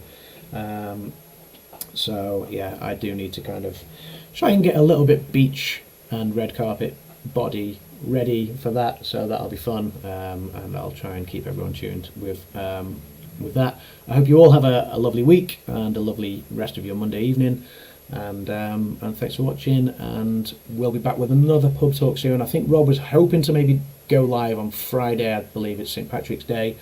We haven't sorted out everything yet, so stay tuned. We may go live on Rob's channel on Friday, or certainly if not this Friday, then in the coming weeks. And we'll try and get some more Pub Talks under our belts, under our hats, and we'll see you guys in the pub soon. So thanks for coming in, guys. Pub out. Cheers. Last orders at the bar. Thanks.